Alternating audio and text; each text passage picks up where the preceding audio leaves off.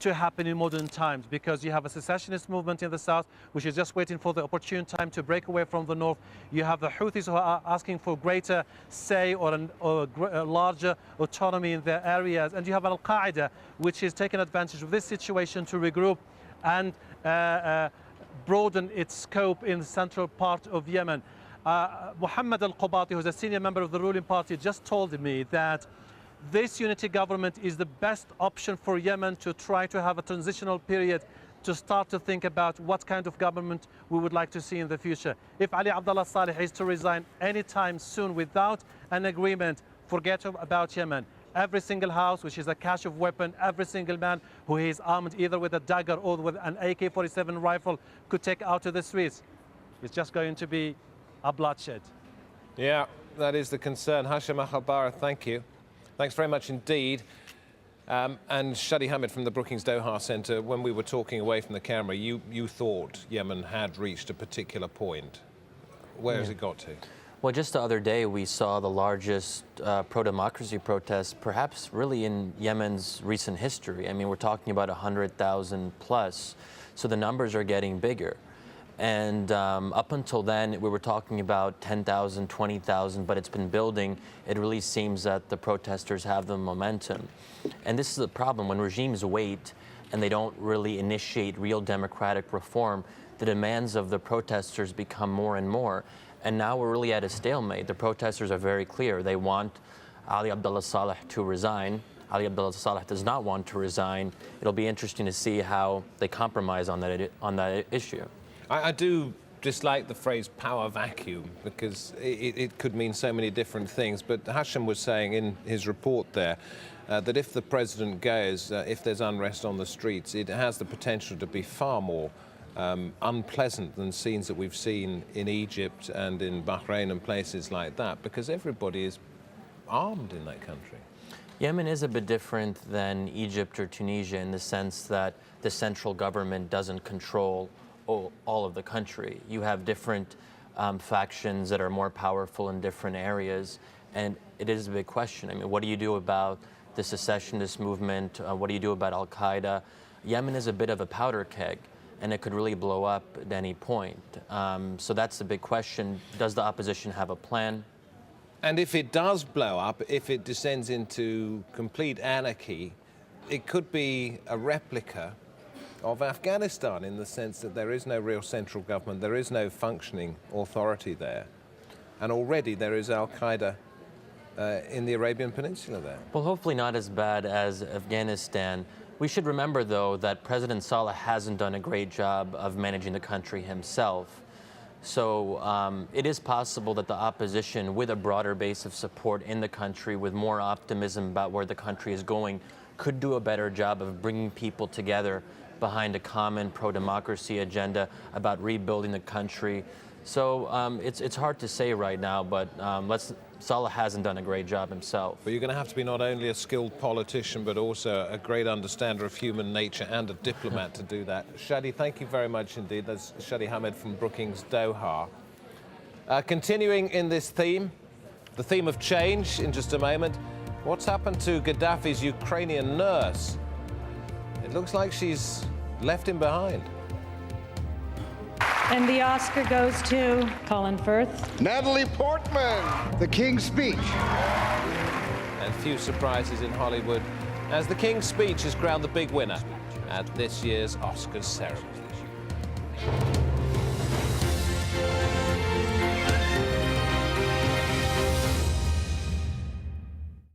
Behind the harsh reality of headline stories, creative forces are constantly developing.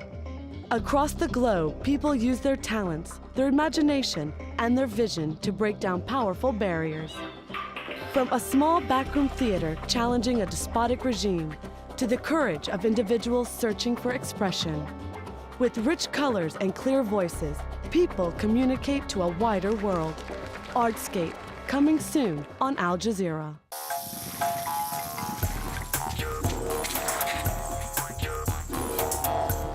Information travels in many ways. Opinions constantly formed. knowledge passes in an instant. If you want to communicate with those shaping the headlines, this is your chance to ask questions directly to the people making the news. Riz Khan, at this time on Al Jazeera.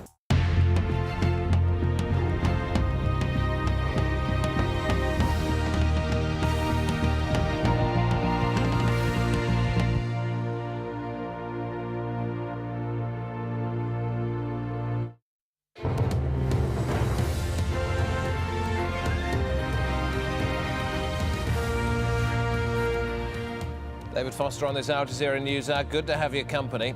These are the headlines. The European Union Foreign Policy Chief Catherine Ashton has said that human rights violations are continuing in Libya. She was talking at a meeting of the Human Rights Council, a UN body in Geneva, attended by foreign ministers from around the world. Opposition groups in Yemen have rejected an offer of a national unity government from the country's president. And Egypt's public prosecutors slapped a travel ban on the former president Hosni Mubarak and his family, pending what are described as further investigations. He's also ordered a freeze on their financial assets inside the country. This news out of Egypt comes after officials there unveiled the very first proposed political reform since the revolution. Anita McNaught reports from Cairo. As emotions subside on Tahrir Square, the business of making change happen for all Egyptians has begun.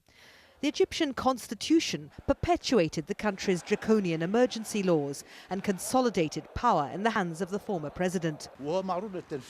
This committee of legal experts was tasked by Egypt's temporary rulers, the military, with proposing reforms to 6 articles. They tackled 11. But one controversial paragraph remains untouched, Article 5, that prohibits parties with religious affiliations from standing in elections. One of the committee members is with the Muslim Brotherhood, the party most affected by this exclusion. Far from being concerned about the omission, he believes it was too contentious for them to touch. It's a flawed article, but we didn't want to amend any article that had an ideological dimension. We're leaving that to an elected committee. But political analyst Gamel doesn't think this law will pose an obstacle to the Muslim Brotherhood in the future. It is not about the text itself. It's about the context within which this text is going to be interpreted. And I think the current and the future context will be much more tolerant vis-à-vis the Muslim Brotherhood. Egypt's popular revolution threw up a new generation of progressive political activists, the hope of a vibrant and reinvigorated country, a break with the past. But critics of these first tentative steps say the march to new elections is going too fast, with these new players not given the time to form parties, and they warn the constitutional reforms don't go far enough. They don't secure a place for the new voices. They may even entrench the old ones. This is a system that is likely to create or to allow a bigger chance for the Muslim Brothers plus the NDP to dominate the new parliament. It looks like some sort of a deal is there, a sort of a deal at the expense at the new, modern, secular, social and political forces.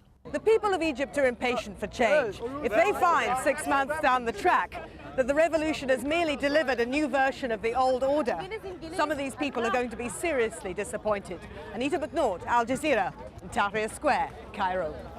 Well, let's return to the news about a travel ban being slapped on Hosni Mubarak and a freeze on all his financial assets inside Egypt. Let's talk to Hossan Issa, founding member of the Judicial Committee to Recover Egypt's Wealth. Good to have you on this news hour. Is this part of your plan to recover Egypt's wealth? No. This is a step that will realize all what we aspire to. It is a move in the right direction.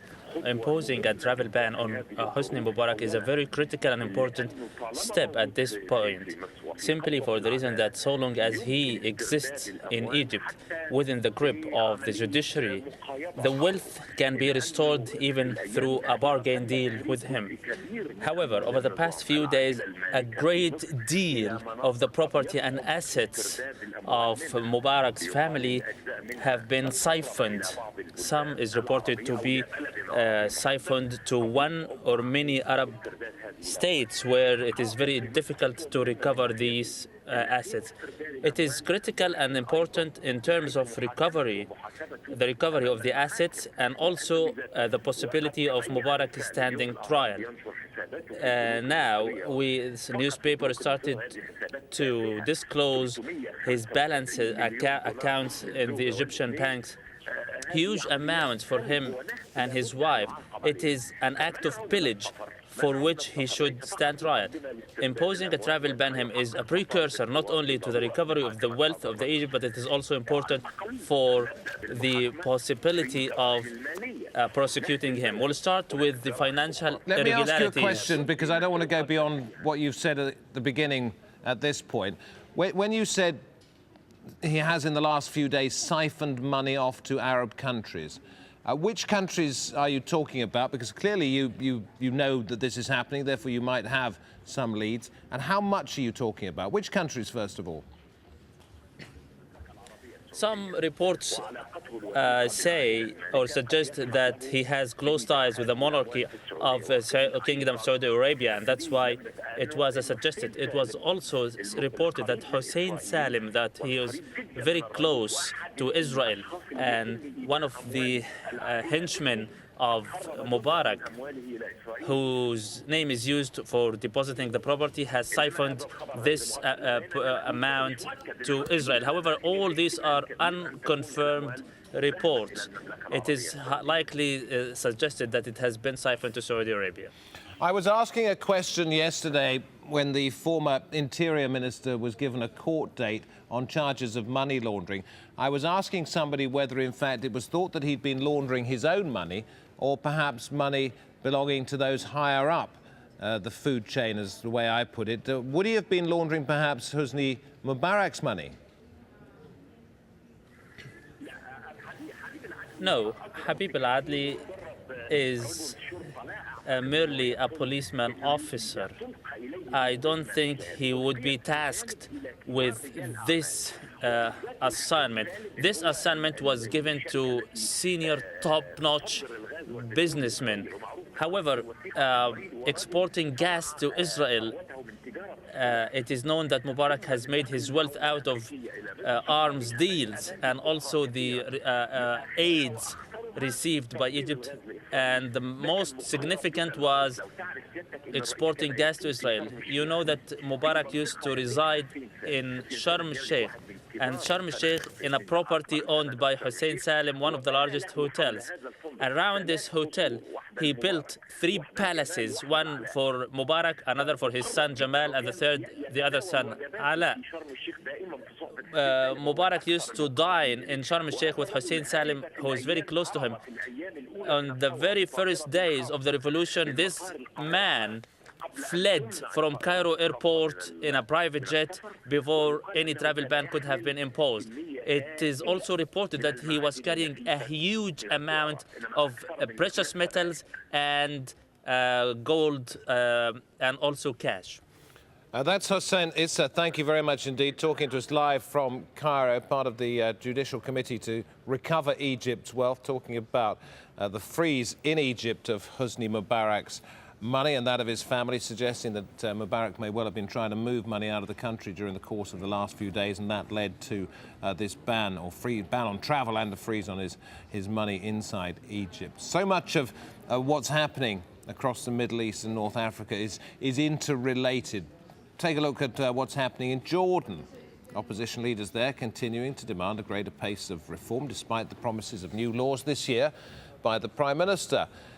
However, at the same time, supporters of King Abdullah, they got together here in the capital Amman on Sunday, 5,000 roughly, showing their allegiance to the royal family. Loyalist rally coming after opposition protests that have been held on 8 consecutive Fridays.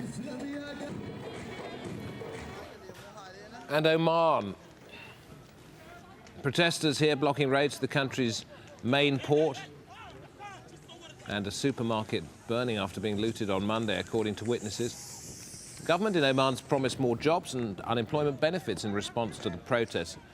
Doctors say 6 people were killed in the northern industrial city of Sohar on Sunday. And these pictures